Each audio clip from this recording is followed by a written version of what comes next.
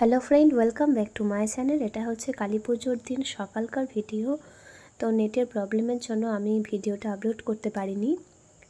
তো তার জন্য আমি প্রথমেই তোমাদের কাছে ক্ষমা চেয়ে নিচ্ছি, কারণ অনেক দিনই লেট হয়ে গেছে। তো তোমরা কিছু মনে করো না। তো সেদিন সকালবেলা আমি পুজো টুজো দিয়ে মন্দিরে বসেছিলাম। আর দেখো, বসে বসে আমি মায়ের যে গয়নাগুলো আছে সেগুলো পরানো দেখছিলাম। তো মায়ের এক এক করে যত গয়না আছে সেগুলো আমার পিসেমশাই, মেসোমশাই, আর ওই যে দেখো তোমাদের দাদাভাই নীল রঙের পাঞ্জাবি পরে, তো ওনারা সবাই মিলে ঠাকুরের গয়নাগুলো এক এক করে পরিয়ে নিচ্ছিল। আর আমরা এগুলো বসে বসে দেখছিলাম, কারণ এগুলো দেখতে আমার খুবই ভালো লাগে। আর শুধু আমি বলে না, এখানে অনেকজনই এখানে বসেছিল, তারা সবাই মায়ের গয়না পরানো দেখছিল। আর এই গয়নাগুলো তো ধরো সারা বছর পরানো হয় না, কারণ সেগুলো এখনকার দিনকাল যে পরিমাণে খারাপ, সেই জন্য তো এগুলো একমাত্র পুজোর সময়েই আনা হয়। তো পুজো 4 দিন মায়ের গায়ে পরানো থাকে, তারপরে আবার সেগুলো দিয়ে চলে আসা হয়। তো তারপর দেখো একে একে সবাই আসছে পুজো দিতে।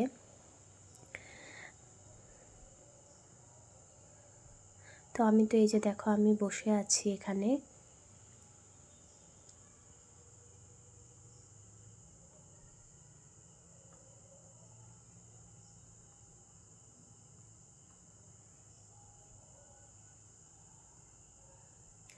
তো এটা আমাদেরকে জিজ্ঞাসা করছিল যে এটা ঠিকঠাক পড়ানো হয়েছে কি না।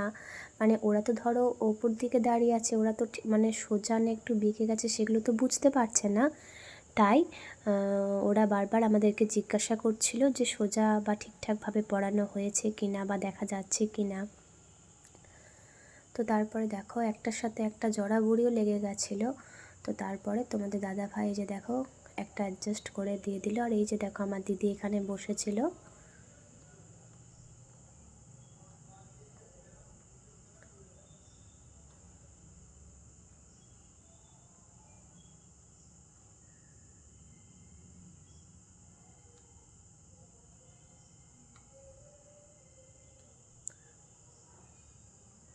তো তারপরে এই যে দেখো একজন একটা জেঠু মায়ের পায়ে নুপুর দিয়েছিল এবছরে, তো সেটাকে একটা কাকু পরিয়ে দিল।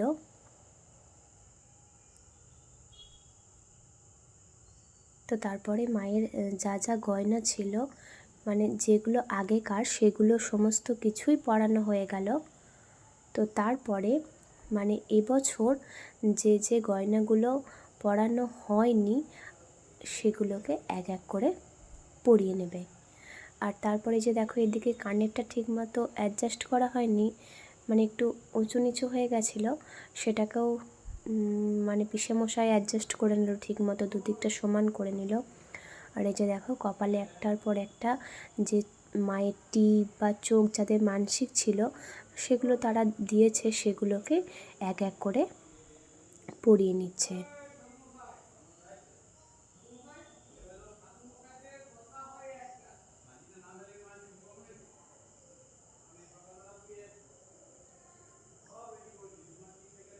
তো তারপর দেখো দিদি উঠে গেছে, আর এখানে আমার কাকিমাও বসে পড়েছিল। আর এই যে একটা দিদি আমাদের পাড়ার, তো ওই দিদিটা ওখানে বসেছিল, আমরা সবাই মিলেই গল্প করছিলাম।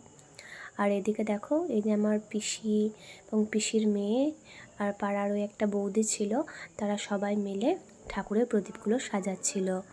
তো তারপর দেখো এখানে এই যে দেখো আমার ভাইপো তো সারা দুপুর ঘুমায়নি, ছোটাছুটি করেছে।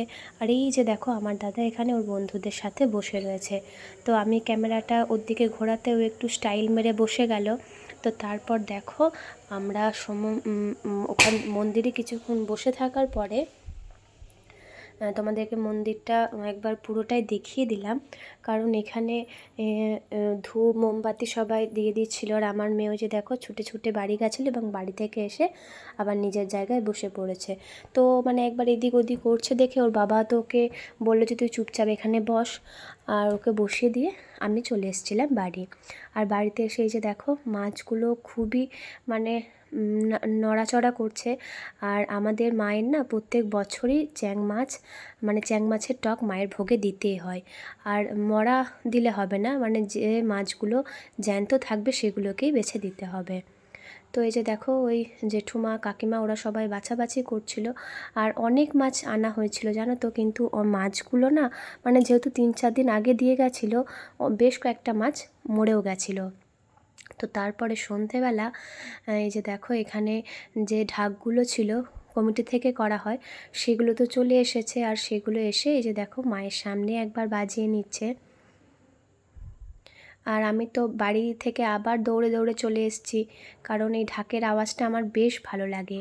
মানে পুজো মানেই ঢাক বাজবে, গান বাজবে, এগুলো একটা অন্য রকম না। তো ছোট থেকে তো দেখেই এসেছি, সেজন্য মানে আর বাড়িতে তো আর থাকতে পারলাম না, ছুটে চলে এসেছি মন্দিরে। আর মন্দিরে এই যে দেখো তখন তো মন্দিরে অনেকটাই মানে ভিড় আস্তে আস্তে হতে লেগেছিল। তো এই যে দেখো তারপরে আমরা সবাই মিলে চলে গেছিলাম মন্দির থেকে রাত 10টা নাগাদ ঘট ভরতে। তো তোমাদের দাদাভাই ঘরটা এবছর নিয়ে এসেছে। আর এবছরের মানে আকর্ষণ ছিল, প্রত্যেক বছরই হয়, তো আকর্ষণ হচ্ছে আতশবাজি। তো আমরা এখানে দাঁড়িয়েছিলাম একটা গাছের নিচেটায়, সেই জন্য একটু তোমাদেরকে মানে অতটা স্পষ্টভাবে দেখাতে পারছি না, গাছটা একটু আড়াল হয়ে যাচ্ছে। তো তাও তোমরা একটু কষ্ট করে দেখে নিও। তো এখানে অনেক মানে নানা রং বেরঙের আতশবাজি এখানে ফাটানো হয়েছিল। তো আমরা সবাই মিলে বাড়ির মানে সমস্ত বৌদি দিদিরা সবাই মিলে দেখতে গেছিলাম।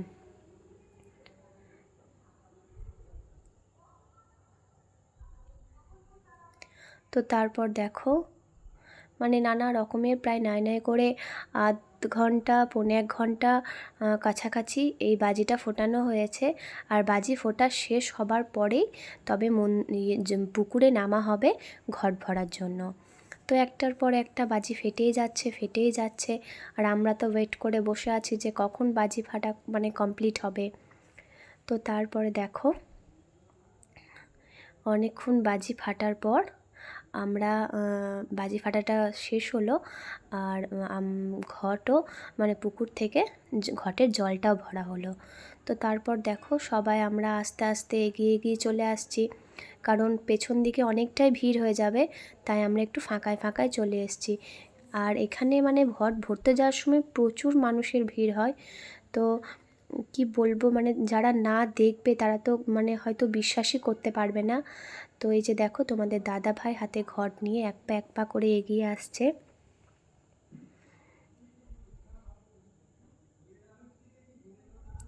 আর ঘটের পিছনে জানো তো অনেক মানুষ এখানে ডন্ডি মানসিক করে। তো তারা ঘটের পিছন পিছন তারা আস্তে আস্তে এক পা এক পা করে আসে। তো এই যে দেখো এখানে ঘট আনার সময়ও অনেক নাচানাচিও হয়েছিল। তো তারপরে আলটিমেটলি মন্দিরে ঘট ঢুকে গেছে। তো ঢাকবালাগুলো তো প্রথমে ঢুকে গেল, ওদেরকে একটা সাইড দিয়ে ঢুকিয়ে দেওয়া হয়েছে। তো তারপরে এই যে দেখো ওখানে মন্দিরে আমার একটা পিসি মানে সামনে ঘটের সামনে জল দিয়ে ঘরটাকে মন্দিরের মধ্যে ঢুকিয়ে নিল। তো তারপরে এই যে দেখো এক এক করে অনেক মানুষ এখানে অষ্টাঙ্গ মানসিক করেছিল, তো তারা একে একে মন্দিরের দিকে রওনা হতে লাগলো। তো এখানে এবছর মানে অন্য বছরও হয়, তো এবছর তো আমার মনে হলো হয়তো সব থেকে বেশি এখানে ডন্ডি মানসিক যারা করেছিল তারা মানে এবছর হয়তো বেশি হয়েছে, কারণ প্রায় নাই নাই করে 200-250 জন এবারে অষ্টাঙ্গ মানসিক করেছিল। তো শেষই হয় না শেষই হয় না, আমি তো বসেই আছি বসেই আছি, ওদেরকে পার হয়ে যে যাব তারও কোনো উপায় নেই। তো কিছু কিছু জন মানে অষ্টাঙ্গ মানসিক দেওয়ার পরে মন্দির থেকে বেরিয়ে বাড়ি চলে যাচ্ছে, আর কিছু কিছু জন আটকা পড়ে গেছে, কারণ সবারই না হওয়া পর্যন্ত কিছুজন যেতে চাইছে না। তো এরকম করে অনেকক্ষণ ধরে এই সবাই মন্দিরের মধ্যে প্রবেশ করলো।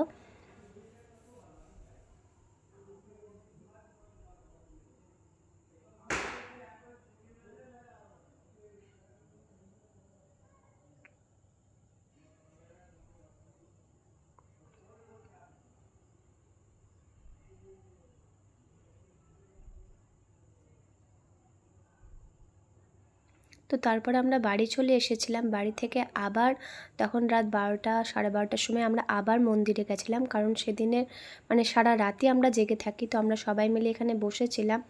চোখে তো মানে ঘুম আসছিল, কিন্তু কি করব, মানে বছরে একটা দিন একমাত্র থাকতে পাই। তো এখানে দেখো পাঁঠাগুলো নিয়ে সবাই রেডি হয়েছিল।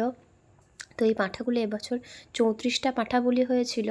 তো সেগুলো তো তোমাদের সাথে আর শেয়ার করা হয়নি বা ছবি তোলা হয় না। তো আজকের ভিডিওটা এইটুকু। ভালো লাগলো অবশ্যই